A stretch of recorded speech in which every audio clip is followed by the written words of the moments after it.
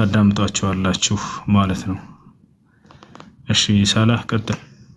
እሺ ሰላም አለይኩም ሁላችሁም ከላይም ከታችም ያላችሁ ወንድም እህቶች እንዲሁም ሙስሊም ክርስቲያኖችም ሁላችሁ እንግዲህ ዛሬ ፕሮግራም አለ። እህቶች ፕሮግራም አላቸው። ማስታወቂያ ላይ እንዳያችሁት ሴቶች በእስልምናና በክርስትና የሚል ትልቅ ፕሮግራም ይኖረናል እና ወንድም ሁሱ ምናልባት መሀል ላይ በየ30 ደቂቃ ሊሆን ይችላል የተወሰነ ማይክን ከፍተህ ዝጋው። ድምፅ ካልተሰማም ችግር የለውም። አይ ቲንክ ማይክ የሚከፈት ከሆነ መሀል ላይ ያወርዳቸዋል። መርሐባ አለፍ ችግር የለውም ኢንሻአላህ። እንደዛ ታረጋለህ። 30 ደቂቃ አይ ልጅ እዚህ በለ ከፍ ማድረግ የሚቻል ከሆነ ሌላ ሰው የሚጨምርበት 10 ሰው ምናምን የሚቻል ከሆነ አስፉትና ቀጥሉ። አድሜና መሰለኝ ሳላ አይ እኛ እንወርዳለን። እነሱም እህቶችም 10 ናቸው 10 ወይ 9 ናቸው እና ቦታው ላይ በቃን ይችላል። السلام عليكم ورحمة الله وبركاته. رب اشرح لي صدري ويسر لي أمري واحلل عقدة من لساني يفقهوا قولي. ሙስሊም እህት ወንድሞቼ ሰላም አለይኩም ወራህመቱላሂ ወበረካቱ። እንዲሁም ክርስቲያኖች ሰላም ለእናንተ ይሁን ብያለሁ።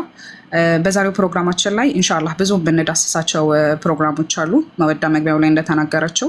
ከነዚህም መካከል የተወሰኑትን እኔ ጠቅስላችኋለሁ። የመጀመሪያው ሴት ልጅ ከእስልምና በፊትና ከእስልምና በኋላ ምን አይነት ቦታ ተሰጥቷታል፣ መጀመሪያስ ምን አይነት ቦታ ነበራት፣ አሁንስ ምን አይነት ቦታ ላይ ነው ያለችው የሚሉትን እንዲሁም ደግሞ ሴት ልጅ እናት ስትሆን እህት ስትሆን ሚስት ስትሆን ያላትን ደረጃ ምንድነው የምታገኘው ለሰውስ ምንድነው የምታስገኘው የሚለውን ነገር እንመለከታለን። እንዲሁም ደግሞ በሌላው ደግሞ ከህግ አንፃር ከሂጃብ አንፃር ሴት ልጅ ተጨቁናለች ወይ እስልምና የሚሉትን እናነሳለን ማለት ነው። ከዛ በተጨማሪ ደግሞ ኢንሻአላህ አላህ ከፈቀደልን ሴቶችን በክርስትና እናያቸዋለን። በብሉይ ኪዳን እንዲሁም በአዲስ ኪዳን ቸርች ፋዘርስ ስለ ሴቶች ምን ብለዋሉ ምን ተናግረዋሉ የሚለውን የምንመለከት ይሆናል።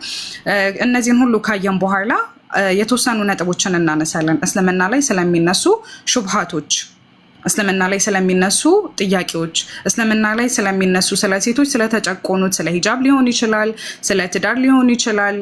በጣም ብዙ የሚነሱ ሹብሃቶችን እንዲሁም ደግሞ ጥያቄዎችን በአላህ ፍቃድ የምናይ ይሆናል ኢንሻአላህ። እኛም በተናገርነው እናንተም በሰማችሁ ተጠቃሚ አላህ ያደርገን። የመጀመሪያ ፕሮግራሙን የምታቀርብልን እህት ጋሊያ ተፈضلي።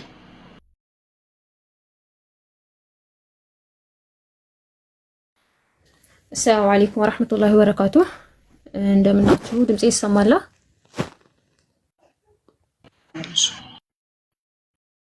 እሺ ዛሬ ከእህቶች እንደሰማችሁት የምናየው ሴት ልጅ በእስልምናና በክርስትና ያላትን ቦታ ነው። በእስልምና ያላትን ቦታ ደግሞ ከማየታችን በፊት መጀመሪያ ከሱ ጋር ተያይዞ የሚነሳ አንድ ርዕስ አለና እሱም ደግሞ ሴት ልጅ ከእስልምና በፊት የነበራትን ቦታ ነው። ይሄንን ነገር ደግሞ ማወቃችን እስልምና ምን ያህል ሴት ልጅ አክብሯታል፣ ሴት ልጅ እስልምና አክብሯታል አልቋታል ስንን ደግሞ ከምን ተነስተን እንደሆነ እንድንረዳና የግንዛቤ ማስጨበጫ እንዲሆነን ኢንሻአላህ አጠረባ መልኩ ይሆናል። መውዳ ፋይል ፍቺኒ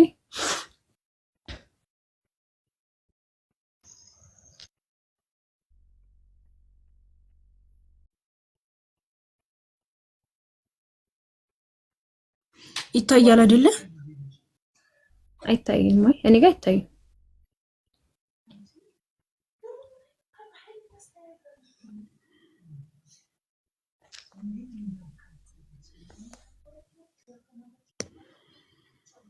አሁን ይታያል። እሺ እርታቻ ቢል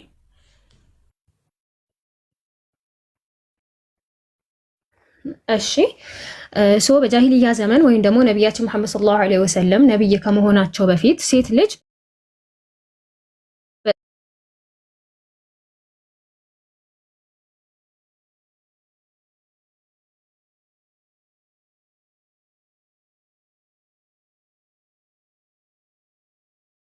نحن ليس قال من يلال بامساس من تنقى آلي من على وإذا بشر أحدهم بالأنثى ظل وجهه مسودا وهو كذيم عنداتهم بس يترج بتبسر جزء رسيتك وجهونه في تقرو يولال سين الله سبحانه وتعالى ينقرال ما يسوس نزي سيت لج بزان جزء እንደ ውርደት ነበር የምትቆጠር የነበረው እንደ ነውር ነበር የምትቆጠር የነበረው በአካባቢው ላይ ማለት ነው።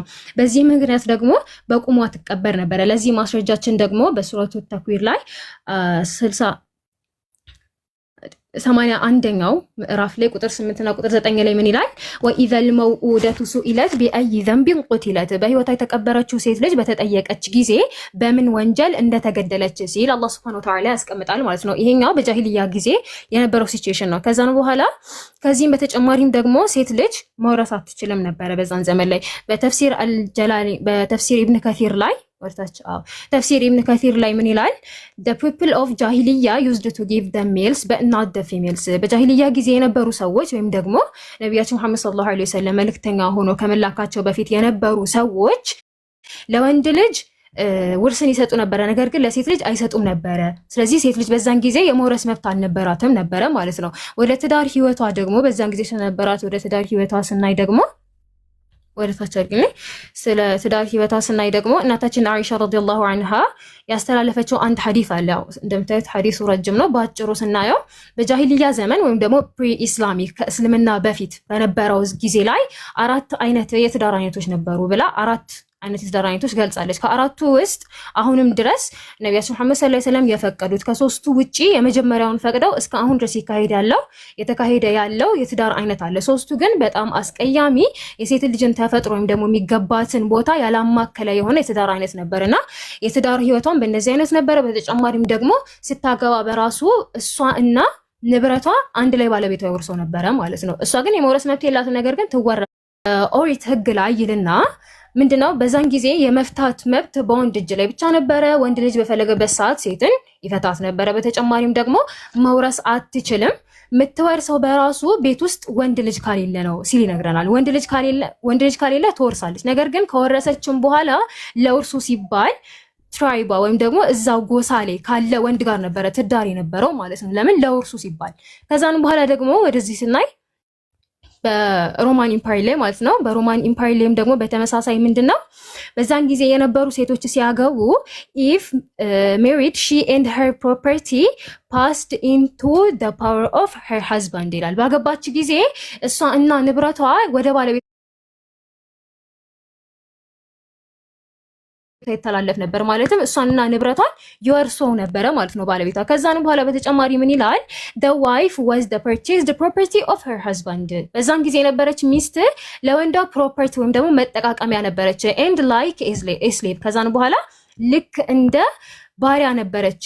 acquired only for his benefit ለሱ ጥቅም ብቻ የተገዛች ነበረች ሲል ይናገራል ማለት ነው። ይህም ማለት ደግሞ በዛም ጊዜ ምንም አይነት ውዴታም ሆነ ፍቅር ኖሯቸው ሳይሆን ወንዱ ልጅ ለመጥቀም ብቻ ነበረ ማለት ነው ሴት ልጅ እዛ ጋር የምትገኘው። ከዛን በኋላ በተጨማሪም ደግሞ ምስክር መሆን አትችልም፣ ዋስ መሆን አትችልም፣ ሞግዚት መሆን አትችልም። በተጨማሪ የሚገርመው ነገር ደግሞ ምንድነው she could not adopt or be adopted እሷ አዳፕት መደረግ አትችልም፣ ወይም ደግሞ ይሄ እንዴት ነው በጉዲፈቻ ተወስዳ የማደግ መብትም የላትም፣ ወስዳም የማሳደግ መብት የላትም ሲል ኢንሳይክሎፒዲያ ኦፍ ብሪታኒካ ላይ ይህንን ያስቀምጣል ማለት ነው። ስለዚህ በአጠቃላይ በዛን ጊዜ የነበረች ሴት እንደ መጠቃቀሚያ ወይንም ደግሞ ይሄ ዘር ለማስቀጠል አለ አይደለ ወይ ዘር ለማስቀጠል ወይ ለመጠቃቀሚያ ወይ ደግሞ ለቤት ውስጥ ስራ እንጂ ለተለየ ጥቅም አውላትም ነበረ፣ ከነ መብትም የላትም ነበረ ማለት ነው። ይሄንን ሁሉ ነገር ደግሞ የቀየረው እስልምና ዝቃርግልኝ ይህንን ነገር ሁሉ ደግሞ የቀየረው እስልምና ሴት ልጅ በተፈጥሯ የሚገባትን ከሚገባት በላይም አይደለም ከሚገባት በታችም አይደለም ከተፈጥሯ ጋር የሚመጣጠነውን የሰጣትን ቦታ እስልምና ደግሞ በሱረቱ ኒሳ ለአላህ Subhanahu Wa Ta'ala ሁለቱም ወንድም ሆነ ሴት አንድን ነፍስ የሚጋሩ ሁለት አካላቶች እንደሆኑ ሲናገር ምን ይላል? ሱረቱ ኒሳ ማለት ስቲል የሴቶች ምዕራፍ ማለት ነውና በሴቶች ምዕራፍ ላይ ቁጥር 1 ላይ ምን ይላል? ያ አዩሃ الناس اتقوا ربكم الذي خلقكم من نفس واحدة وخلق منها زوجها وبث منهما رجالا كثيرا ونساء እናንተ ሰዎች ሆይ ያንን ከአንዲት ነፍስ ወይም ደግሞ ከአደም የፈጠራችሁን ከእርሷም መቀናጇን ሔዋንን የፈጠረውን ከእነርሱም ብዙ ወንዶችንና ሴቶችን የበተነውን ጌታችሁን ፍሩ ሲል ሁለቱም ከአንድ ነፍስ የወጡ ሁለት አካላቶች እንደሆነ ይገልጽልናል። እናንተ ሰዎች ሆይ እኛ ከወንድና ከሴት ፈጠርናችሁ ይላል። ከዛን በኋላ ደግሞ አላህ ዘንድ ምን አይነት ቦታ አላቸው? አንድ ሰው አላህ ዘንድ የበለጠ ቦታ የሚያገኘው ምን ሲሆን ነው ሲባል እዛው አያ ላይ ሲቀጥል ምን ይላል? ኢነ አክረመኩም ዒንደላሂ አትቃኩም አላህ ዘንድ በላጫችሁ በጣም አላህን ፈሪያችሁ ነው ሲል አላህ ዘንድ የሚበላለጠው ወንድም ሆነ ሴት የሚበላለጡት በስራቸው እንጂ በጾታቸው እንዳልሆነ አላህ Subhanahu Wa Ta'ala ያሳየናል ማለት ነው። አላህ Subhanahu Wa Ta'ala ጋር ያላቸው ሴቶች ሴቶችና ወንዶች ያላቸው ቦታ ይህንን ከሆነ ቅድም ያነሳነው ነገር ደግሞ አለ ነው። በተጨማሪም ደግሞ በሱረቱ ኒሳ ላይ እንዲህ በተመሳሳይ 124ኛው አያ ላይ ምን ይላል? ከወንድ ወይም ከሴት እርሱ አማኝ ሆኖ ከበጎ ስራዎች አንዳችን የሚሰራም ሰው እነዚያ ጀነትን ይገባሉ፣ በቴምር ፍሬ ላይ ያለችን ነጥብ ያክል እንኳን አይበደሉም ይላል። ስለዚህ ወንድም ሆነ ሴት ጥሩ ከሰሩ ይመነዳሉ በሰሩት ልክ፣ መጥፎም ከሰሩ ደግሞ በሰሩት ልክ ይቀጣሉ ማለት ነው። ከዛንም በኋላ ደግሞ ቅድም ስላነሳናቸው ነገራቶች ወይም ደግሞ ዝቅ አድርግልኝ ወጣ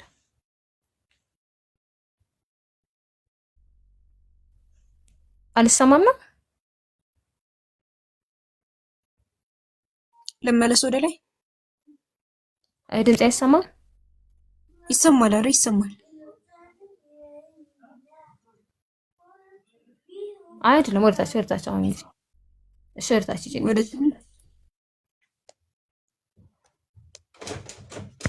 በቃ እሺ። ቅድም ደግሞ ያነሳነው ነገር አለ አይደለ? ሴት ልጅ በጃሂልያ ዘመን ትቀበር ነበር የሚለው ነገር አለና ነብያችን መሐመድ ሰለላሁ ዐለይሂ ወሰለም ይሄንን ድርጊት ሲከለክሉ ምን አሉ? the prophet ሰለላሁ ዐለይሂ ወሰለም said አላህ መልእክተኛ ሰለላሁ ዐለይሂ ወሰለም Allah has forbidden for you አላህ ለእናንተ እርም አርግቶባቸዋል ወይም ደግሞ ከልክሏቸዋል። የመጀመሪያው ምንድነው የከለከለው ነገር? to be undutiful to your mother እናቶቻችሁን ወይም ደግሞ እናታችሁን አለመታዘዝን በእናንተ ላይ forbid አርግቶባቸዋል፣ ከልክሏቸዋል ሲል አንደኛው ላይ ያስቀምጣል። ሁለተኛው ላይ ደግሞ to bury your daughters alive ሴት ልጆቻችሁን በህይወት መቅበርን ከልክሏቸዋል ሲል ነብያችን መሐመድ ሰለላሁ ዐለይሂ ወሰለም ይህንን ድርጊት አላህ እርም እንዳደረገብን ይገልጸዋል ማለት ነው። ከዛንም በኋላ ደግሞ በዛን ጊዜ እንደ ውርደት ተቆጣሪ የነበረችዋ ሴት ነውር እንደሆነች የምትታሰበው የነበረችዋ ፍጥረት አላህ Subhanahu Wa Ta'ala ደረጃዋን ከፍ ሲያደርገው ምን አለ? ነብያችን መሐመድ ሰለላሁ ዐለይሂ ወሰለም ባስተላለፏቸው በተናገሩት ሁለት ሐዲስ ላይ ምንድነው አንድ ሰው ሴት ልጅ ተንከባክቦ ካሳደገ የጀነት መግቢያ ሰበብ እንደምትሆነው እና በሴት ልጅ ደግሞ የሚመጣበትን ፈተና በተመሳሳይ ካለፈ በስነ ስርዓቱ ካለፈ ያቺ ሴት ለሱ ሱትር እንደምትሆንለት ወይም ደግሞ ከጀሃነም ስክሪን እንደምትሆንለትና መከላከያ እንደምትሆንለት ይገልጽልናል ማለት ነው። በጃሚዕ ትርሚዚ 1915ኛው ሐዲስ ላይ ምን ይላል? whoever is አቅርቢልኝ ትንሽ አንዴ whoever is tasted something from these daughters ከነዚህ ልጆች ፈተናን የተፈተነ ሰው ወይም ደግሞ አላህ ፈተናን ያወረደበት ሰው and he or she passed the test እሱ ወይም እሷ ደግሞ ይሄ አላህ ያወረደባቸውን ፈተና ካለፉ there will be a screen for them from the fire እነዚህ ሴቶች ለእነሱ ከእሳት መከላከያ ስክሪን የሆኑላቸዋል ተንከባክበው ወይም ደግሞ ይሄ አላህ ያወረደባቸውን ፊትና ካለፉ በስነ ስርዓት ልጆቻቸውን አሳድገው በሚገባቸው መንገድ አሳድገው ከዚህ ፊትና ካለፉ እነዚህ ሴቶች ከእሳት መከላከያ ይሆኑላቸዋል ሲሉ ነብያችን መሐመድ ሰለላሁ ዐለይሂ ወሰለም ተናግረዋል ማለት ነው። ከዛ ወረታች ስንሄድ ደግሞ በሰሂህ ሙስሊም ላይ 6695ኛው ሐዲስ ላይ ምን ብለዋል? the messenger of Allah sallallahu alayhi wasallam said አላህ መልእክተኛ ነብዩ መሐመድ sallallahu alayhi wasallam ብለዋል whoever takes care of two girls ሁለት ሴቶችን ተንከባክቦ ያሳደገ ሰው ሁለት ሴቶችን ተንከባክቦ ያሳደገ ሰው ከዛን በኋላ ደግሞ until they reach puberty ይሄ ምንድነው ወጣትነት ነው ወይም ደግሞ እስኪደርሱ ድረስ ተንከባክቦ ያሳደገ ሰው he and I will come like this on the day of resurrection and he held his two fingers ይላል። ሁለት እጆቹን በማመልከት ፎቶን አሳይልኝ ሞዳ ሁለት እጃቸውን በማንሳት ነብያችን መሐመድ ሰለላሁ ዐለይሂ ወሰለም እኔና እሱ የውመል ቂያማ ጊዜ እንደዚህ ሆነን እንመጣለን ብለው ተናግረዋል። ምን ከሆነ ያ ሰው ሁለት ልጆችን ተንከባክቦ ካደረሰ የውመል ቂያማ ጊዜ ነብያችን መሐመድ ሰለላሁ ዐለይሂ ወሰለም እኔና እሱ እንደዚህ ሆነን እንመጣለን በማለት ይናገራሉ ማለት ነው። ከዛንም በኋላ ደግሞ ቅድም ስለ ትዳር ህይወት እያየን ነበር አይደለ? እንደምትጨቆን ተገዳ እንደምታገባ ምናምን ነገር አይተናል። ይሄንን ነገር ደግሞ ነብያችን መሐመድ ሰለላሁ ዐለይሂ ወሰለም ሲከለክሉ ምን አሉ?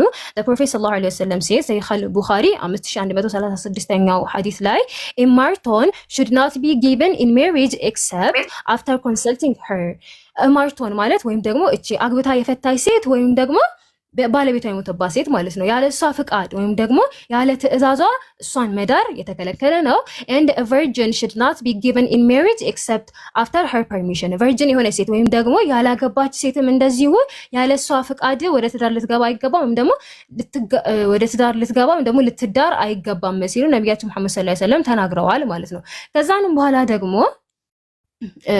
the best የሚባለው ሰው ወይም ደግሞ ምርጡ ሰው የሚባለው ማን ነው ሲባል ነብያችን መሐመድ ሰለላሁ ዐለይሂ ወሰለም በሐዲታቸው ላይ በሪያዱ ሷሊሒን ላይ ሪያዱ ሷሊሒን 627ኛው ሐዲስ ላይ እንዳስተላለፉት ማሉ the messenger of Allah ሰለላሁ ዐለይሂ ወሰለም ሲል ነብዩ መሐመድ ሰለላሁ ዐለይሂ ወሰለም ብለዋል the most perfect man in his faith በእምነቱ ላይ ፐርፌክት የሚባል ሰው በኢማኑ ላይ ፐርፌክት የሚባለው ሰው among the believers is the one whose behavior is most excellent ከሙእሚኖች ውስጥ ፐርፌክት የሚባለው ሰው በዲኑ ፐርፌክት የሚባለው ሰው ኤክሰለንት የሆነ ምርጥ የሆነ ባህሪ ያለው ነው and the best of you are those who are the best to their wives ከነሱ መካከል ደግሞ ምርጡ የሚባለው ሰው ለሚስቱ ምርጥ የሆነ ሰው ነው ብለው ነብያችን መሐመድ ሰለላሁ ዐለይሂ ወሰለም ለባለቤቶቻችን ምርጥ መሆን እንዳለብን ወንዶች ለባለቤቶቻቸው ምርጥ መሆን እንዳለባቸው ነብዩ መሐመድ ሰለላሁ ዐለይሂ ወሰለም ይናገራሉ ማለት ነው። ከዛንም በኋላ ያው ሴት ልጅ በእስልምና የሰጣት ቦታ ተነግሮ የሚያልቅ አይደለም፣ በጣም ብዙ ነው። ነገር ግን ካለ ሰዓት አንፃር ይሄንን እናያለን። ስለዚህ እስልምና ለሴት ልጅ የሚገባትን ቦታ ከመቀበር አንስቶ ውርስ ማታገኝም ነበር። ይሄንን ነገር በሙሉ በማሟላት ሴት ልጅ የሚገባትን ቦታና ክብር ልቅና ሰጥቷታል ማለት ነው። የሚቀጥሉ ርዕሶችም አሉ፣ እህቶች ይቀጥሉታል። እኔ ጨርሻለሁ። ሰላም አለይኩም ወራህመቱላሂ ወበረካቱ። ወአለይኩም ሰላም ወራህመቱላሂ ወበረካቱ። እህት ጋሊያ አላህ ኸይረ ጀዛሽን ይክፈልሽ። በደንብ አድርገሽ አስረድተሽናል እህቶች በእስልምና ያላቸውን ቦታ። አላህ ኸይረ ጀዛሽን ይክፈልሽ። አንቺ በተናገርሽው እኛ በሰማነው ተጠቃሚ ያለህ አድርገን። ቀጣዩን የምታቀርብልን እህት ሳቢና ነች። ኢንሻአላህ እህት ሳቢያን እንከታተል።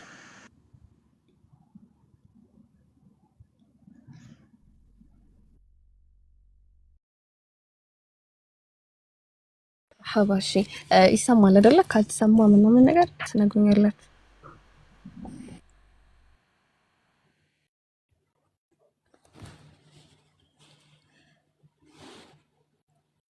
ትሰማያለሽ?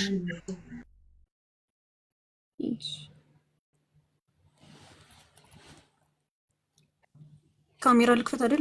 ቢስሚላሂ ራህማኒ ራሂም አልሐምዱሊላሂ ረቢል ዓለሚን አሰላቱ ወሰላሙ ዐላ ረሱሊላሂ ሰለላሁ ዐለይሂ ወሰለም። ሰላሙላሂ ዐለይኩም ወራህመቱላሂ ወበረካቱ። በድጋሚ ውድ ታዳሚያን እንግዲህ ሴቶች በእስልምና ወይስ በክርስትና የሚለውን ፕሮግራማችንን ነው እያቀረብን ያለ ነው። ኢንሻአላህ ከዚህ ሁላችንም ቁም ነገር እንወስዳለን ብለን ተስፋ እናደርጋለን። ባላ ፍቃድ አሁን ደግሞ እህታችን ጋሊያ ካነሳችው ነጥቦች ተነስተን የምንቀጥል ይሆናል ማለት ነው። እህት ጋሊያ አሁን ከመጀመሪያ ከተነሳችበት ምን የሚል ነጥቦችን አንስታልን ነበረ? ሴት ልጅ ከታሪክ ስናይ ከጥንት ጀምሮ ከመጀመሪያው ከረሱል ሰለላሁ ዐለይሂ ወሰለም ከመምጣታቸው በፊት ዘመነ ጃሂልያ ምንለው አይደለ? ከዛ ጀምሮ የነበሩትን ለሴት ልጅ የነበራቸውን አመለካከት ለሴት ልጅ ይሰጡት የነበረውን ቦታ እንዲሁም ለሴት ልጅ የሰብአዊነት ላይ ሰውነች አይደለችም እንኳን ብሎ ጥያቄ ውስጥ የሚገባበት ዘመን ነበር። ኦኬ እንትና ኮሜንት ላይ እንዳይዘጋ ድምጽ አሰማ እያላችሁ ነበር። ጀዛኩሙላህ ኸይራ። ልጆች ታብ ማድረጋቸውን አታቋርጡ። 1 ሚሊዮን አስገቡት። ኮፒ ሊንክ አድርጎ እንትናልኝና አከፈች በቃ ቀጥሉ። ባረከላሁ ፊኩም። አይ ጋር ታያለሽ።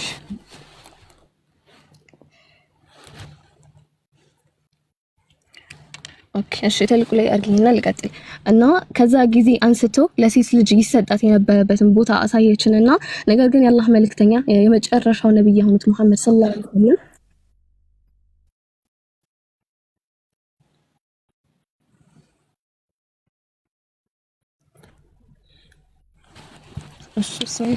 እና ነብያችን ሰለላሁ ዐለይሂ ወሰለም የመጨረሻው ነብይ የሆኑት ማለት ነው የዘመነ ጃሂልያን የነበረው ለሴት ልጅ የነበራቸውን አመለካከት ሙሉ በሙሉ በማስቀረት ነበር የአላህ መልእክተኛ ለመጨረሻ ጊዜ ያለውን ለሴት ልጅ የነበረውን መጥፎ አመለካከት በሙሉ የቀረፉልን ማለት ነው። እና ኢንሻአላህ የአላህ መልእክተኛ ካስተማሩን አስተምሮች ውስጥ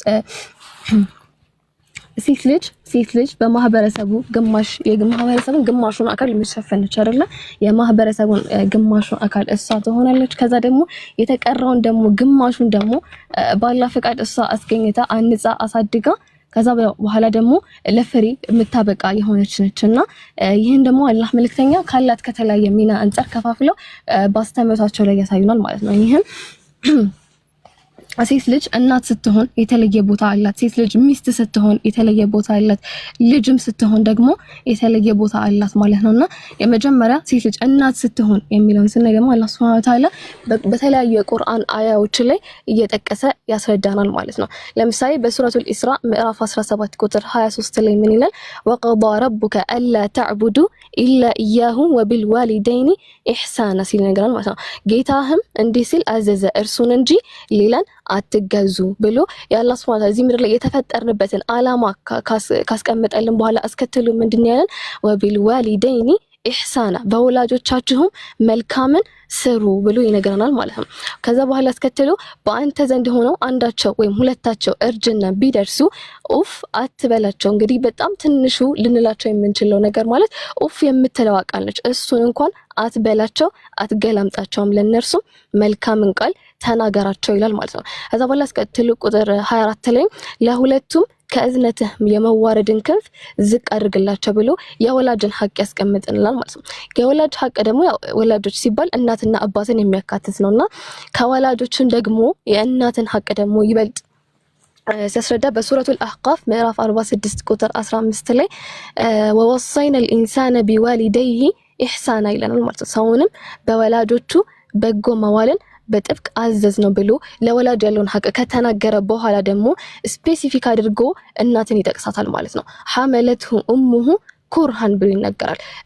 እናቱ በችግር ላይ ሆና አረገዘችው። ገና ስታረግዙ ጀምራ በችግር ትጀምራለች ማለት ነው። ከዛ በችግርም ሆና ወለደችው ብሎ ያስከትላል ማለት ነው። በችግር ሆና ወለደችው፣ አረገዘችው፣ ከዛ በችግር ሆና ወለደችው። ከዛ ደግሞ ሙሉ ህይወቱን እሱን በመንከባከብና በማሳደግ ደግሞ ህይወቷን ታሳልፋለች ማለት ነው።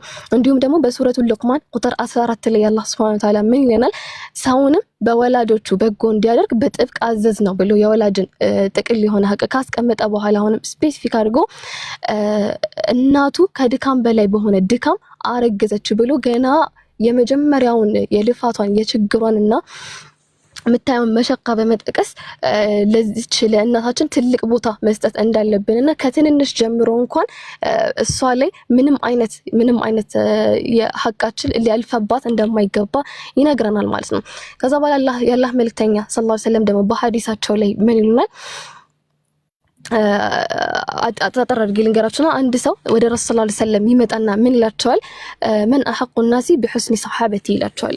ማለት በኔ ዙሪያ ካሉ ሰዎች በሙሉ በጣም ልጎዳኛው የሚገባው በጣም መልካም ልውልለት የሚገባው በቃ ለኔ ቅርብ ሊሆን የሚገባው ሰው ማን ነው ብሎ ይጠይቃቸዋል የአላህ መልእክተኛን ማለት ነውና የአላህ መልእክተኛ ምን የሚል መልስ ነበር የሰጡት? እናትህ አሉት፣ your mother አሉት።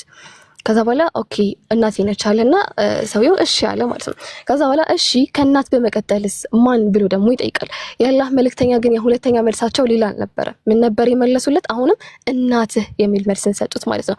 ሁለተኛም እናትህ የሚል መልስ አስቀምጠው አሁንም ሰውየው ይህ ሰው ምን ብሎ ደግሞ ይጠይቃቸዋል? እሺ ሁለተኛም እናት። ከዛ ደግሞ ሶስተኛ ብሎ ደግሞ ሲጠይቁት የአላህ መልእክተኛ አሁንም በሶስተኛነት ያስቀመጡት ማንና your mother ብለው እናትህ ብለው እናቱን ነው ያስቀመጡት ማለት ነውና እናቱን ያስቀምጣሉ ማለት ነው።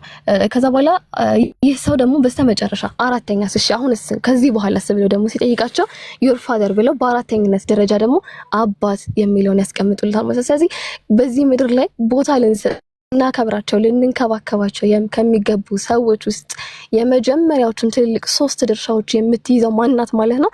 እናት ነች ማለት ነው። ከዛ በኋላ ወላጆች እንደ ጥቅል ትልቅ ሐቅ እንኳን ቢኖራቸው የእናትን 3 ደረጃ ካስበለጠን በኋላ ነው አባት ተከትሎ የሚመጣው ማለት ነው።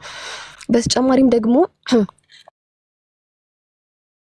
የአላህ መልእክተኛ በሐዲሳቸው ላይ በሌላ ሐዲስ ላይ ምን ይላል? ኪታቡል ጂሃድ ላይ ስለ ጂሃድ በሚያወራ ኪታብ ላይ እዚህ ጋር አንድ ሰው ወደ አላህ መልእክተኛ ይመጣልና ምን አላቸው የአላህ መልእክተኛ ሆይ እኔ ከእርሱ ጋር ጂሃድ ማድረግ ፈልጋለሁ በአላህ መንገድ ላይ መታገል ፈልጋለሁ ብሎ ይጠይቃቸዋል ማለት ነው ከዛ የአላህ መልእክተኛ ምን ነበር መልሳቸው እናትህ በህይወት አለች ወይ ብለው ይጠይቁታል ከዛ ይህ ሰው አዎ አለ ነዓም አለ የአላህ መልእክተኛ ምን ብለው መለሱ ኢርጂዕ ፈቢራህ ተመለስና ለሷ መልካም ዋልላት ለሷ በጎ ዋልላት ይህ ላንተ ከጂሃድ የተሻለ ጂሃድ ነው ብለው ይነግሩታል ማለት ነው ከዛ ግን ይህ ሰው አሁንም አላስቻለውም ከናንተ ጋር ወጥቼ ጂሃድ አድርጊ በአላህ መንገድ ታግዬ ሸሂድ ሆኜ መሞት ነው ብሎ በድጋሚ አሁንም ይጠይቃቸዋል የአላህ መልእክተኛ ግን አሁንም መልሳቸው ያንኑ ነበር ይልቁም እናትህ ጋር ሂድና ለሷ መልካም ዋልላት ሲሉ ይነግሩታል ማለት ነው ከዛ በኋላ ይሳ አሁንም መልሰው ለሶስተኛ ጊዜ መጥቶ ይጠይቃቸዋል ማለት የአላህ መልእክተኛ ሶስተኛ ላይ ምን የሚል መልስ ነበር የሰጡት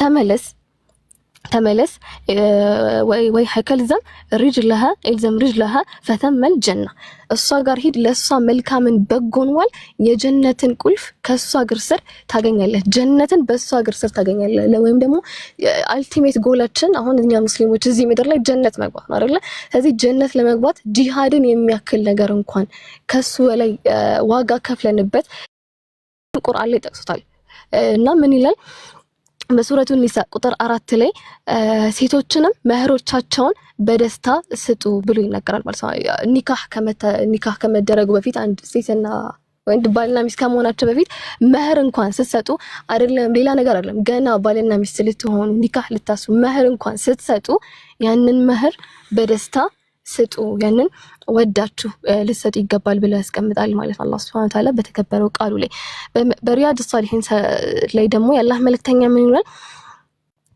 ኺያሩኩም ስለ መልካም ስነ ምግባር ካወሱ በኋላ ወኺያሩኩም ለኒሳኢሂ ቤስት አሞንግ በቃ እዚህ ካላችሁ ሰዎች በሙሉ በጣም ቤስት የሚባለው በጣም የተሻለ ሰው የሚባለው ማን ነው the best to their wives ለሚስቱ ለባለቤቱ በጣም ቤስት የሆነ ሰው ለሷ በጣም ኸይር የሆነ ሰው ማለት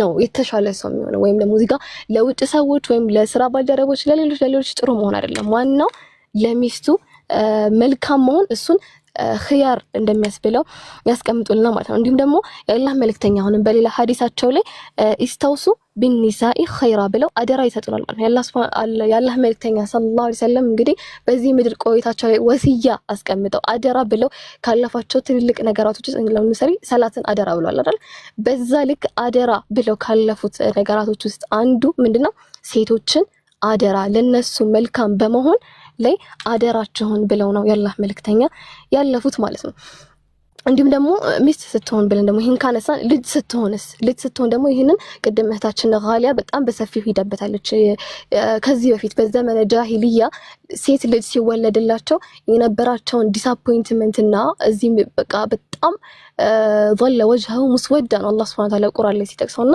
ያንን አላህ በቁርአን ላይ እንዴት አድርጎ ገልጾ እንዴት አድርጎ ደግሞ ሴት ልጆች ቡሽራ ወይታ ቡሽራ አሐዱም ነው አይደለ ብስራት የሆኑ ናቸው ብሎ ነው የነገረንና ሙስነድ አህመድ ላይ እንዲሁም ደግሞ መጅሙዕ ዘዋኢድ የተለያዩ ኪታቦች ላይ ካላህ መልእክተኛ ምን አይነት አላሁ ፊኪ እህት ሳቢና ማሻአላህ ተባረከ الرحمن ይህ እየተከታተላችሁ ያላችሁት በኢርሻድ አባላት የሆኑ በሴቶች የሚቀርብላችሁን ፕሮግራም ነው ማሻአላህ ተባረከ الرحمن ብዙ ዕውቀቶችን እየጨበጣችሁ እንደሆነ ተስፋ እናደርጋለን ጥያቄ ካላችሁ መጨረሻ ላይ ትቀጥላላችሁ አሁን እህት አሊያ ከህግጋት አንፃር ሴት ልጅ ተጨቁናለች ወይስ አልተጨቁነችም ስለ ውርስስ የሚለውን ታቀርብልናለች አሊያ ተፈضلي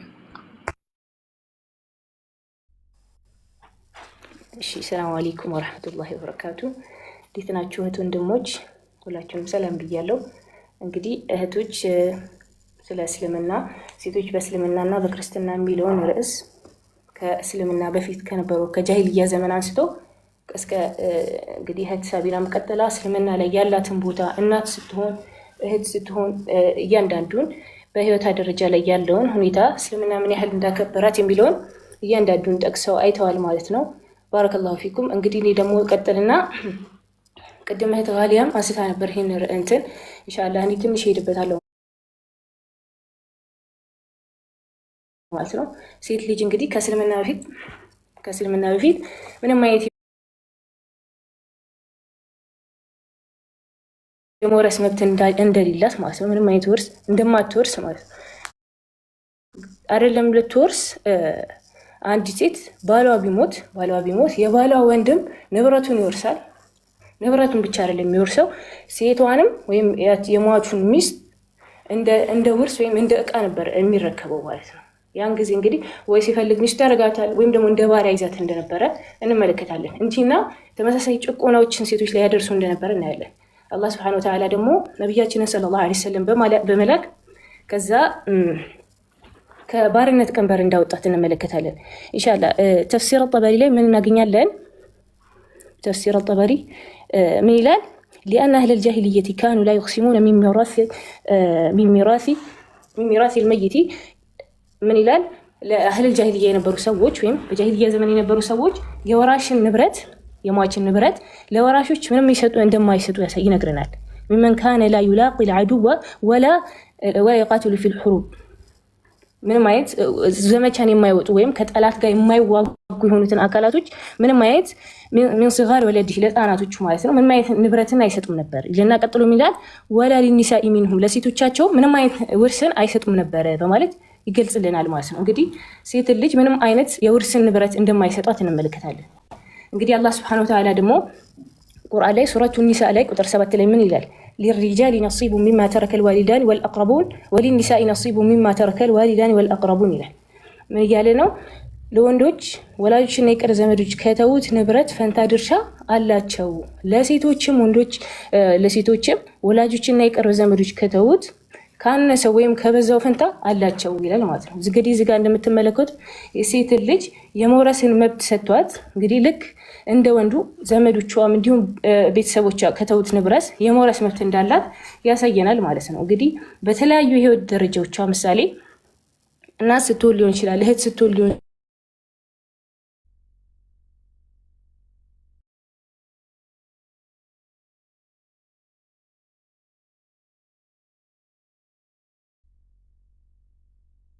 አሊያ እየተሰማሽ እኔ ጋር ብቻ ነው የማይሰማኝ ወይስ ሁላችሁም ጋር ተቆርጣለች?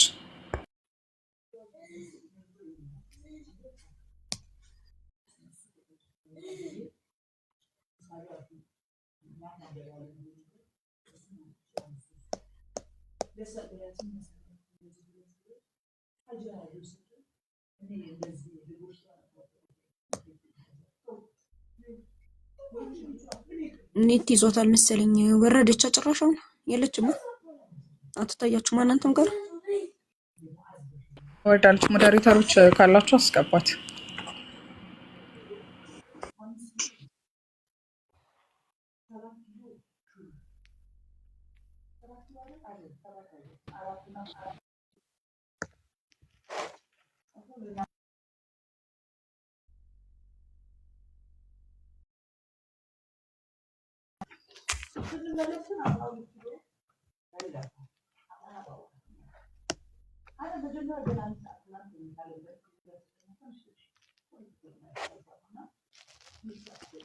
እሷ እስከትመለስ ድረስ ኔትወርክ እስኪስተካከል የእሷን ፕሮግራም ኢንሻአላህ ወደ መሀል አካባቢ እናስቀምጠዋለን። እሷ እስክትገባ ድረስ ቀጣይ ሌላ ፕሮግራም እናቀርብ ለሰዓትም እንዲሆነን። ማሻአላህ ተባረከ ረህማን። አሁን በእስልምናው አይተናል። ኢንሻአላህ የቀረውን ደግሞ እህታችን መታ ትጨምርልናለች። እስከዛ ድረስ እህት መወዳ እባክሽን በክርስትናው ያሉትን ነገራቶች ደግሞ አሁን በተራችን እንመልከት። ቅድም መግቢያ ላይ እንደነገርኳችሁ ብሉይ ኪዳን ላይ፣ አዲስ ኪዳን ላይ እንዲሁም ደግሞ ቸርች ፋዘር ስለ ሴቶች ምን ይላሉ የሚሉትን በየተራ የምንመለከት ይሆናል ማለት ነው። ሁሱ ካለህ ድምፅ አሰማን። መወዳ አሁን ስለ ብሉይ ኪዳን የተወሰነ ነገር በይን ኢንሻአላህ። እሺ ድምጽ ይሰማል ወይስ ኔት ይያዝ? እሺ ይሰማል መሰለኝ። ይሰማል ጃስሚን? ይሰማል ጃስሚን? አንዴ ንገሪኝ እስኪ። ይሰማልሽ? ግቢ ኸይርሽ ኢንሻአላህ። እሺ አሁን በተወሰነ መልኩ የምንመለከተው ምንድነው በመጽሐፍ ቅዱስ ውስጥ ምን አይነት ነገር ተቀምጧል ስለ ሴት ልጅ። አሁን ብዙ ጊዜ በእስልምና ላይ ያነሱ ሴት ልጅ እኮ እንደዚህ ተብላለች ሀይቃ አንድ እንኳን ትክክለኛ ነገር አያገኙም። ቀጥታ በስትክክል አሁን ሴት ልጅ የተበደለችበትን ነገር አያገኙም። ነገር ግን ብዙ ጊዜ እስልምና ላይ ብቻ መተው የራሷ እያረረባት የሰው ታማስላለች ይሆናሉ። እሺ አሊያ ከተመቸሽ ብትቀጥይ አሪፍ ነው። እሺ አሉ። የቱ ጋር ነው የቆምኩት? እኔ ቀጥዬ ነበርኩ። ብቻሽን እየቀጠልሽ ነበረ? እሺ ስለ ውርስ ጋር ነበርሽ? ውርስን እሺ እንግዲህ ሴት ልጅ በተለያዩ የህይወት ደረጃዎች እንድትወርስ እና ስትሆን እህት ስትሆን የተለያዩ አይነት የህይወት ደረጃዎች እንደምትወርስ እየተናገርኩ ነበር። አይ ቲንክ የቆምኩት ኢንሻአላህ። እንግዲህ ብዙ ጊዜ ሀሳቡንም ላሳጠረውና ኔትወርኩ ምናልባት እንትን ካለኝ ምንድነው ብዙ ጊዜ ምን ይነሳል? ሴቶች ወንዶች ከሴቶች የበለጠ ውርስን ይወርሳሉ የሚል አይነት እንትኖችን ያነሳሉና እዚች ጋር መታሰብ ያለበት ምንድነው ወንድ ልጅ ከሴት እጥፍ ቢወስድም ወይም ደግሞ ከሴት የተሻለ ድርሻን ቢወስድ ወንዶቹ ከሴቶቹ በበለጠ ምን አይነት ነገር አለባቸው? አላህ Subhanahu Wa Ta'ala የሴቶችን የማስተዳደር ኃላፊነትን ሰጥቷቸዋል። ምሳሌ ሚስቱ ልትሆን ትችላለች፣ እናቱ፣ ልጁን፣ እህቱንም ሊሆን ይችላል። እነዚህን ሁላ የማስተዳደር የእስልምና ግዴታ ጥሎበታል። እስልምና እነዚህን የማስተዳደር ግዴታ ጥሎበታል።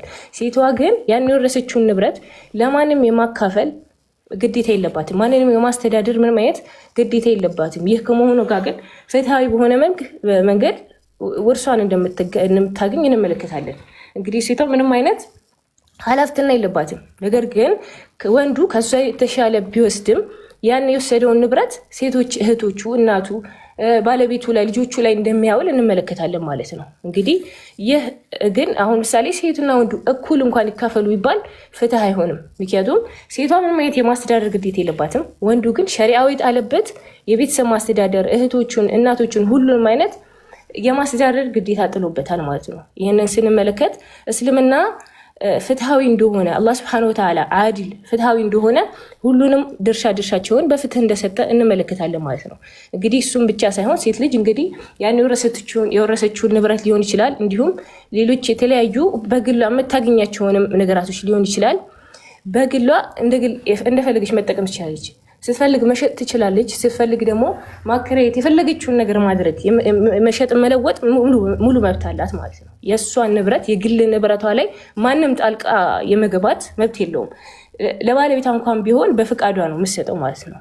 በመተሳሰብ ካልሆነ በግድ ሸሪዓው ያን አርጊ ትንሽን አውጪ የሚል አይነት ነገር የለም ማለት ነው። እንግዲህ ይህን ስንመለከት እስልምና ምን ያህል ቦታና ምን ያህል ክብር እንደሰጣት እንመለከታለን ማለት ነው። እንግዲህ እያንዳንዱን ነጥቦች ኢንሻአላህ እህቶችም አንስተውታል፣ የምንቀጥልበትም ይሆናል ኢንሻአላህ። እህቲ ቀጥይ፣ በቃ ኢንሻአላህ ቀጥይ።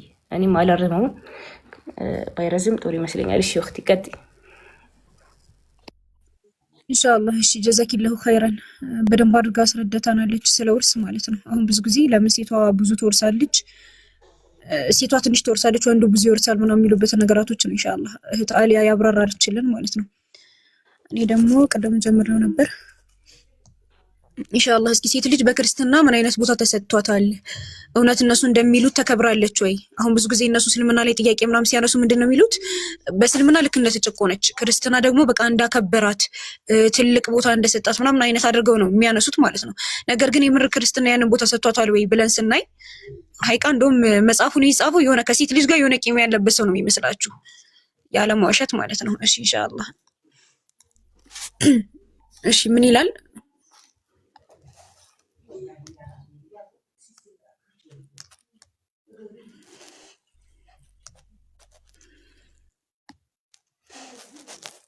እሺ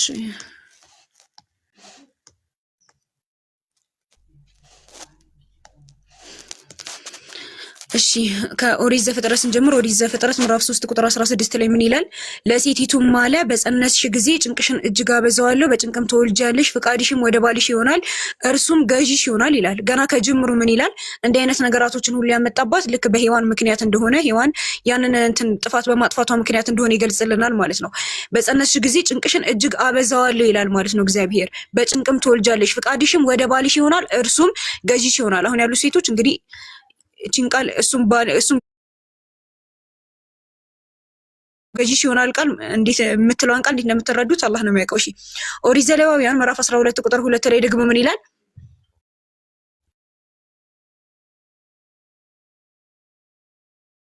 ደግሞ ስናይ ምንድነው ሴት ልጅ ብትወልድ እንደ መርገሟም ወራት 2 ሳምንት ያክል እጥፍ ይሆናል ማለት ነው። ሴት ልጅ ስትወልድ ደግሞ የምትረክስበት ጊዜ ምን ይላል?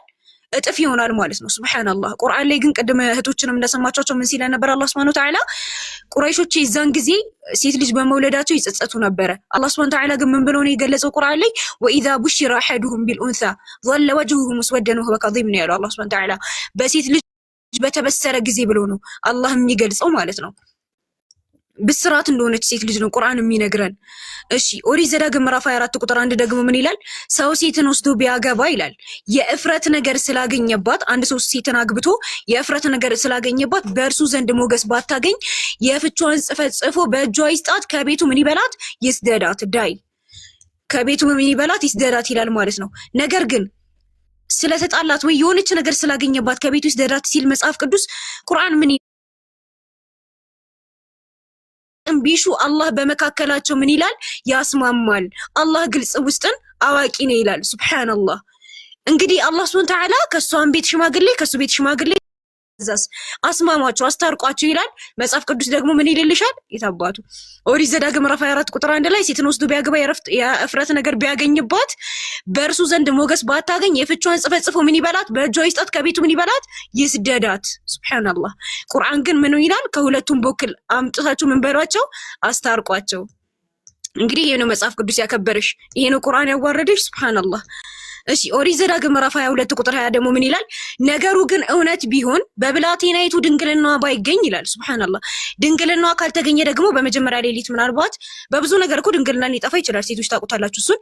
ብላቴናይቱ ወደ አባቷ ደጅ ያውጧት፣ በእስራኤል ዘንድ የማይገባውን ነገር አድርጋለችና በአባቷ ቤት አመንዝራለችና የከተማዋ ሰዎች እስክትሞት ድረስ በድንጋይ ምን ይበሏት? ይውገሯት። እንዲሁም ክፉን ነገር ከመከልከል ታስወግዳለህ፣ በድንጋይ ትወገር። ኦሪት ዘሌዋውያን ምዕራፍ 15 ቁጥር 19 ደግሞ ምን ይላል? ሴት ፈሳሽ ነገር ቢኖርባት በስጋዋም ያለው ፈሳሽ ነገር ደም ቢሆን በመርገቧ 7 ቀን ትቀመጣለች። በነገራችን ላይ መውለድ የሐይድ ደም ምናምን ሴትን የተመለከቱ ነገራቶች በሙሉ መጽሐፍ ቅዱስ መርገም ምናምን እያለ ነው የሚያስቀምጠው፣ ቅጣት ምናምን። ሱብሃንአላህ። ሴት ፈሳሽ ነገር ቢኖርባት በስጋዋም ያለው ፈሳሽ ነገር ደም ቢሆን በመርገቧ 7 ቀን ትቀመጣለች። የሚነካት ሁሉ እስከ ማታ ድረስ እርኩስ ነው። መርገምም ስትሆን የምትተኛበት ነገር ሁሉ እርኩስ ነው። የምትቀመጥበት ነገር ሁሉ እርኩስ ነው። በነገራችን ላይ ግን ክርስቲያኖች አሁን ብዙ ጊዜ በብዙ ቦታ አብራቻችሁ ትሆናላችሁ። ሴቶቹ ሐይድ ላይ ሆኖ ትነኳቸዋላችሁ ምናምን፣ እየረከሳችሁ ነው። እሺ መጽሐፈ መክብብ ምዕራፍ 7 ቁጥር 26 ደግሞ ምን ይላል? እኔም ከሞት ይልቅ የመረረ ነገር መርምሬ ያገኘው እርሷም ልቧ ወጥመድና መርበብ የሆነ እጆቿ እግር ብረት የሆኑ ሴት ናት። በእግዚአብሔር ፊት መልካም የሆነ ከእርሷ ያመልጣል፣ ኃጢአተኛ ግን ይጠመድባታል። ወድጄ አይደለም ከሴት ጋር ቂም ያለበት ሰው የጻፈውን የሚመስለው ያልኩት መጀመሪያ ላይ ማለት ነው። ኦሪት ዘሌዋውያን ምዕራፍ 21 ቁጥር 7 ላይ ደግሞ ምን ይላል? ለአምላኩ የተቀደሰ ነገውና ጋለሞታ ሴት ወይም የረከሰችን ሴት አያግባ፣ ወይም ከባሏ የተፈታችውን አያግባ። ባሏ የፈታትን ሴት እንዳታገባ። ምክንያቱም ለምን? የተቀደስክ ነህ፣ የእንጀራህን የአምላክህን እንጀራ ያቀርባልና ስለዚህ ትቀድሰዋለህ። ከኔም የምቀድሳችሁ እግዚአብሔር ቅዱስ ነኝና እርሱ ቅዱስ ይሁንልህ። የተቀደስክ ከሆንክ ከባሏ የተፈታችውን አያግባ። ሱብሃንአላህ። ከዚህ በተቃራኒ ግን ሰለላሁ ዐለይሂ ወሰለም የተፈቱ ሴቶችን ብዙ ልጆች ጥለው ባሎቻቸው ሲሞቱ ምን ያደርጉ ነበር? ስለም ያገቧቸው ነበር ማለት ነው አንዳንዶቹን። እንዲሁም ደግሞ ለሙስሊሞችም ቢሆን ምን አዘዋል? የተፈቱ ሴቶችን፣ የተቸገሩ ሴቶችን፣ እድሜያቸው የገፉ ሴቶችን፣ ስቃይ የሚደርሱባቸው ሴቶችን እንደ ሁለተኛ ሚስት ሊሆን ይችላል በማግባት መርዳትን ነው የሚያዘው ማለት ነው እስልምና። ክርስትና ግን እንዳታገባት። ምክንያቱም እንዴ የተቀደስክ ነህ። የተፈታቿንማ ምን አባቷ ለምን ታገባታለህ? እሺ ኦሪት ዘሌዋውያን ምዕራፍ 24 ቁጥር 3 ደግሞ ምን ይላል? ለአንድ ከ20 ዓመት ጀምሮ እስከ 60 ዓመት ድረስ እንደ መቅደሱ ሰቅል ሚዛን ግምቱ የ50 ብር ሰቅል ይሁን ይላል። ለማን? ለወንድ ነው የሚሆነው። ሴትም ብትሆን ደግሞ ግምቷ ስንት ይሁን? 30 ይሁን ይላል። እዚች ጋር አሁንም ከ5 ዓመትም ጀምሮ ይላል 20 ዓመት ድረስ ግምቱ ለወንድ 20 ለሴት ሲሆን 10 እያለ እዚች ጋርም ለወንድ በጣም ብዙ ለሴት ደግሞ ያነሰውን ያስቀምጣል ማለት ነው። ኦሪት ዘኍልቍ ምዕራፍ 30 ቁጥር 3 ደግሞ ምን ይለናል? ሴትም ደግሞ ለእግዚአብሔር ስለት ብትሳል ይላል። አስቡት እንግዲህ ሴቶች ስለት እንኳን ብትሳሉ በወንዶች ስለቱ ምን ይላል? ይፈርሳል። በቃ አንዲት ሴት የሆነች ስለት ብትሳል ባሏ ወይም ደግሞ አባቷ ያንን ስለት ካልተስማሙ ለአምላኳ ብትሳል ራሱ ስለቱ በቃ ይፈርሳል። ሴት ደግሞ ለእግዚአብሔር ስለት ብትሳል እርሷን በአባቷ ቢሳለች በብላቴናይቱ ጊዜ ራሷን በመሐላ ብታስር ይላል። አባቷም ራሷን ያሰረችበትን መሐላ ስለቷን ቢሰማ አባቷ ዝም ቢላት ስለቷ ሁሉ ይጸናል። ራሷ ያሰረችበት መሐላ ሁሉ ይጸናል። አባቷ ግን በሰማት ቀን ቢከለክላት ስለቷ ራሷን ያሰረችበት መሐላ አይጸናም። ስለቷ ራሷ አይጸናም። ይሄው ባሏ ሚላል። ከታች ደግሞ ምን ይላል? ባሏ ቢሰማ በሰማበትም ቀን ዝም ቢላት ስለቷ ይጸናል። ካልሰማ ግን ቢከለክላት ግን ምን ይላል? አይጸናም ማለት ነው። መሐላዋ ራሱ አይጸናም። እሺ ኦሪት ዘዳግም ምዕራፍ 22 ደግሞ ምን ይላል? ቁጥር 28 ላይ ማናቸውም ሰው ድንግልና ያላትን ይሄ ደግሞ ወላሂ ሱብሃንአላህ በጣም ትልቁ ግፍ ማለት ነው። ማናቸውም ሰው ድንግልና ያላትን ያልታጨች ልጃገረድ ቢያገኝ ወስዶም ቢደርስባት ይላል። ምን አይነት ልጃገረድ? ንጹህ ሴት፣ በቃ ማንም ያልነካትን ሴት፣ ንጹህን ሴት ቢያገኝ ይላል ወስዶም ቢደርስባት ቢደፍራት ማለት ነው። ያ የደረሰባት ሰው የደፈራት ሰው 50 የብር ስቅል ለብላቴናይቱ አባት ይስጥ፣ አስነውሯታልና ሚስት ትሆነው። ሱብሃንአላህ። ሴቶች እንግዲህ አስቡት፣ አስገድዶ የደፈረሽ ሰው አንቺ ንጹህ ሆነሽ ድንግል ሆነሽ ሳለ አስገድዶ የደፈረሽ ሰው ምን ያደርግሻል? 50 ብር ለአባትሽ ይከፍልና ከዛ ምን ያደርግሻል? ያገባሻል። አንቺን አስገድዶ ወስዶ አፍኖም ብሎ የደፈረሽ ሰው ምን ያደርግሻል? ያገባሻል። እንግዲህ ይህን መጽሐፍ ቅዱስ በዚህ ከሄዱ እኮ ወንዶቹ እንዳለ የሚፈልጓትን ሴት አፈናፍነው መድፈራቸው ነው። በዚህ አንጻር ማለት ነው። ምን ማለት ነው? የደፈራትን ሰው እንዲያገባት ማስገደድ ማለት ይሄ ሴት መብት ነው ካላችሁ ነው ያላቀም። መጽሐፈ ሳሙኤል ቃል ምዕራፍ 12 ቁጥር 11 ደግሞ ምን ይላል? አንደኛ ሳሙኤል አይ ቲንክ ሁለተኛ ሳሙኤል ነው መሰለኝ። እሺ ምን ይላል? እሺ ለዳዊት ነው የሚለው። ዳዊት አንዲት ሴትን አይቶ ምናምን ነገር ዝሙት ላይ ወደቀ። ማን ነው ወዳቂው? ዳዊት ነው የወደቀው። ነገር ግን የእግዚአብሔር ቅጣት ደግሞ ማን ነው የሚቀጣው? ሚስቶቹን። አስባችሁታል? ሱብሃንአላህ። ዝሙት ፈጻሚው ዳዊት ነው፣ ወንጀለኛው ዳዊት ነው። የሚቀጡት ማን ናቸው? ሚስቶቹ። እኔ እስኪ ምን ይላል መጽሐፈ ሳሙኤል ካለ ምዕራፍ 2 ቁጥር 11 ላይ ምን ይላል? ከቤተሰብ አንዱ ተነስቶ ችግር እንዲያደርስብህ የሚያደርግ በመሆኔ በመሐላ አረጋግጣለሁ። ሚስቶችህን ወስጄ ለሌላ ሰው በምሰጥበት ጊዜ ይህ ነገር እንደሚፈጸም ትገነዘባለህ። እርሱም ከሚስቶችህ ጋር በቀን ብርሃን ይገናኛል። አንተ ይህን ኃጢአት በስውር ሰርተሃል፣ እኔ ግን እስራኤል ሁሉ ይመለከቱ ዘንድ ይህን ነገር የቀን ብርሃን ባለበት በግልጥ አደርጋለሁ። ይሄ ነው ፍትህ። ሱብሃንአላህ። አሁን ይሄ ፍትህ ነው ብላችሁ ታስባላችሁ ክርስቲያኖች? ያጠፋው ማን ነው? ዳዊት። ዝሙት የሰራው ማን ነው? ዳዊት። የሚቀጡት ማን ናቸው? ሚስቶቹ። ከመቀጣታቸውም ደግሞ በአደባባይ ሰው ሁሉ ባለበት ቦታ ማለት ነው። ከሚስቶች ጋር በቀን ምን ይላሉ? ይገናኙ። በነገራችን ላይ እቺንም አስምሩባት እሺ። ከሚስቶችህ ጋር የሚለውን ክርስቲያኖች ከአንድ በላይ ማግባት የለም ይላሉ አይደለ? ነገር ግን ይሄው ዳዊት ራሱ ሚስቶችን ያሉት። በነገራችን ላይ እግዚአብሔር ራሱ ጨምርልሃለሁ ብሎታል ለዳዊት ማለት ነው። ካነሰ ጨምርልሃለሁ ብሎት ነበረ ሚስቶችን። እነሱ ደግሞ ከአንድ በላይ ይቻላል ይላሉ። እሺ እንቀጥልና መጽሐፈ ሲራክ ምዕራፍ 13 ላይ መጽሐፈ ሲራክ ላይ ምን ይለናል? ምዕራፍ 42 ቁጥር 13 ላይ ከልብስ ብል ይገኛል፣ ኃጢአት ሁሉ ከማን ይገኛል? ከሴቶች ይገኛል። ከሴት ቸርነት ይልቅ የወንድ ንፉግነት ይሻላል ይልና ይሄን ራሳቸው አንብቡት። የምታቃና ሴት እፍረት ናት ይላል ማለት ነው። በነገራችን ላይ መጽሐፍ ቅዱስ ላይ ያለ ቃል ሁሉ አይነበብም። እሺ ከሴት ቸርነት ምን ይሻላል ይላል? የወንድ ንፉግነት ይሻላል። ከምን ቸርነት? ከሴት ቸርነት። ከሴት ልጅ ቸርነት የወንድ ልጅ ምንነት ይሻላል? ንፉግነት ይሻላል ይለናል ማለት ነው መጽሐፍ ቅዱስ። እሺ መጽሐፈ ሲራክ ምዕራፍ 25 ላይ ደግሞ ምን ይለናል? ቁጥር 16 ላይ ከደረቅ ሴት ጋራ ከምትኖር ከምድር አውሬዎች ከአንበሳዎች ጋር መኖር ይሻልካል። ከምን ጋር ከምትኖር? ከደረቅ ሴት ጋር ከምትኖር። ክፋቷ መልኳን ይለውጠዋል፣ ፊቷም እንደ ግስላስም ይጠቁራል ይላል። ከደረቅ ሴት ክፋት ሁሉ ታንሳለች፣ እሷም ወደ ኃጢአት እድል ታደርሳለች ይላል። ይቀጥልና ምን ይላል? የሴት መልኳ አያስትህ፣ ሀብቷም አያስጎምጅም። መቅሰፍት ናትና ጥፋትም ናትና ጽኑ ውርደትም ናትና። ማን? ሴት ልጅ። ሱብሃንአላህ። አላህ ሱብሃነሁ ወተዓላ ግን ምን እያለ ነው የሚገልጻት? ወኢዛ ቡሽረ አሐዱሁም ቢልኡንሳ፣ በሴት ልጅ አላህ ሱብሃነሁ ወተዓላ ባበሰረው ጊዜ እያለ ቅድም እንደሰማችሁት በጣም ብዙ ቦታ ላይ እናትክ ረሱል ሰለም 3 ጊዜ እናትክ ነው ያሉት ረሱል ሰለላሁ ዐለይሂ ወሰለም። በአራተኛ ላይ ነው አባትክ ራሱ ያሉት። እንትን ጀነት ራሱ በእናት እግር ስር ናት ነው። አንድ ኃጢአተኛ የሆነ ሰሃባ ወደ ረሱል ሰለም መጥቶ ራሱ ምንድነው ያላቸው? ኃጢአቴ በዝቷልና ምን ላድርግ ሲላቸው እናትክ አለች ወይ በህይወት እሷን ተንከባከባት አሉት። የለችም ሲላቸው ምንድነው ያሉት? አክስትክ አባትክ አይደለም ያሉት፣ አክስትክ አለች ወይ? ሱብሃንአላህ። ኢስላም በዚህ ልክ ነው ለሴት ልጅ ክብር ይሰጣት ማለት ነው። እዚህ ጋር ግን መጽሐፍ ቅዱስ ምንድነው የሚለው? የሴት መልኳ አያስትህ፣ ሀብቷም አያስጎምጅም፣ መቅሰፍት ናትና ጥፋትም ናትና ጽኑ ውርደት ናትና። ሴት ባሏን ብትመግበው ይላል። ብትመግበው እኮ ነው ቁጣን አለማክበርንና ብዙ ዘለፋን የተሞላች ትሆናለች። ለልብ ቁስል ናት፣ ለፊትም ጥቁረት ናት። ሱብሃንአላህ። ለነፍስም ሀዘን ናት። እንዲሁ ባሏን የማታከብር ሴት እንደ ሽባ እጅና ልምሾ እንደሆነ እግር ናት። ጥንቱን ኃጢአት ከሴት ተገኘች። ይኸውላችሁ ይሄ ሁሉ ስለ ሴት መጥፎ ነገር ተናግሮ ምን ይላል? ሲጀመር መጀመሪያም ኃጢአት ሁሉ ከሷ ነው የተገኘችው እያለ ነው። ስለሷም ሁላችንም እንሞታለን። ለውሃ መፍሰሻ አታብጅለት፣ ለሴትም ልብክ ሚስጥር አታውጣላት። ይሄን ደግሞ ፍቅር ምናምን ለምትሉ ሴቶች በሙሉ አዳምጡ። ሚስጥር ይነግረኛል ምናምን እንዳትሉ ከዚህ በኋላ። ለውሃ መፍሰሻ አታብጅላት፣ ለሴትም የልብህን ሚስጥር ምን አትበልላት አታውጣላት ይላል ማለት ነው። ግብሯ እንደ ግብርህ ካልሆነች ፍታት። ቀደምም አይተናል እንዴት መፍታት እንዳለበት ይስደዳት ነው የሚለው። ከሰውነትህ ምን በላት ለያት ይላል ማለት ነው። ሱብሃንአላህ እንግዲህ ሀይቃ ሰዓት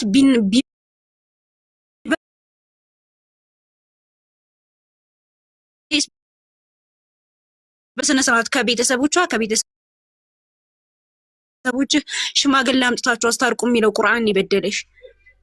ኢንሻአላህ እንግዲህ ፍርዱን ለእናንተ ተዋለሁ። ክርስቲያን ወገኖቻችን ፍርዱን ለራሳችሁ ተዋለሁ። ሙስሊሞች ደግሞ እንግዲህ አልሐምዱሊላህ በሉ። ሱብሃንአላህ የእስልምናን ጥራት ማለት ነው። እና ኢንሻአላህ እህቶች ካላችሁ ሌላ ፖይንቶችን እናሰና ኢንሻአላህ እንመለሳለን። ባረከላሁ ፊኪ አላስቀረሽም በሰራሃ ማሻአላህ ተባረከ ረህማን አላህ ይጨምርልሽ። እስቲ እኔ ከማስተዋወቅ ደግሞ ልውጣና ብሉይ ኪዳን ላይ ስለ ሴቶች ምን ይላል፣ አዲስ ኪዳን ላይ ስለ ሴቶች ምን ይላል የሚለውን እንመልከት።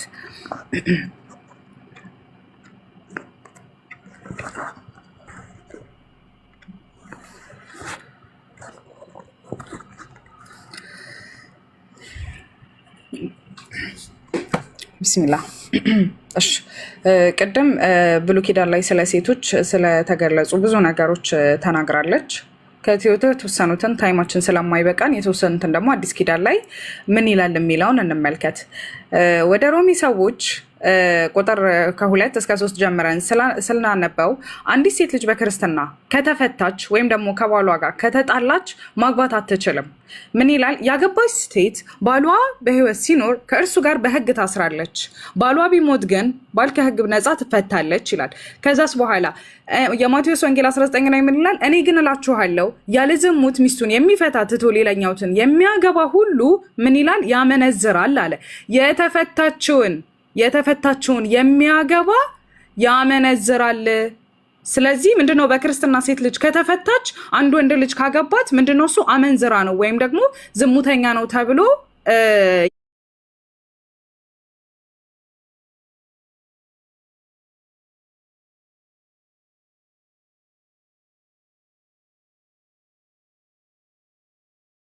በየቲክቶኩ እየወጡ የሚያስተምሩት ነገር በዝግታ ትማር እንጂ ልታስተምር ወይም በወንድ ላይ ልትሰለጥን አይገባትም እያለ ይናገራል።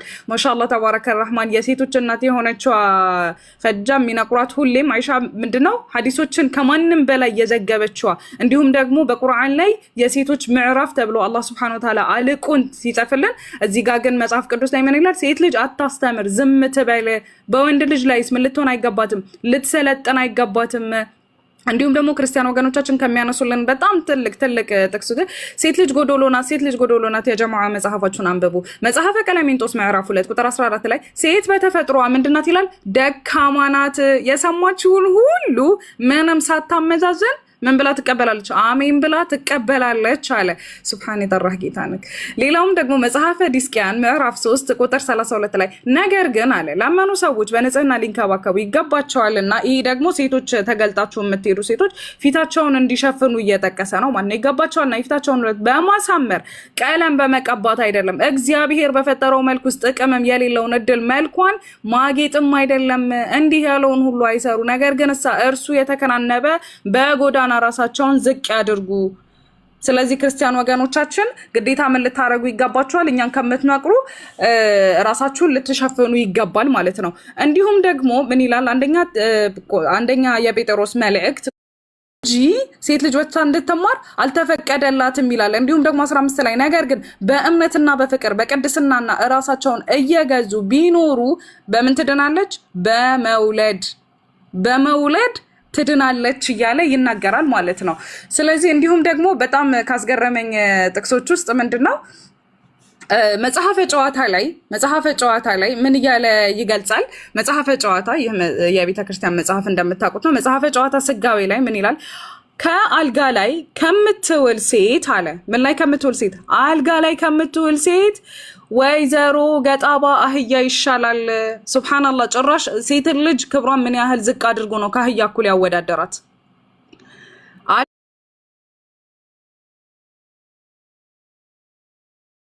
አልጋ ላይ ከምትውል ሴት ወይዘሮ ገጣባ ይሻላል እያለ ይናገራል ማለት ነው። እንዲሁም ደግሞ ምን ይላል? እዚሁ መጽሐፈ ጨዋታ ላይ ምን እያለ ይገልጻል? ውሽማ በሴት ዘንድ ማር ነው። ይሄ ማለት ሁለት ሚስት አይቻልም እያላችሁ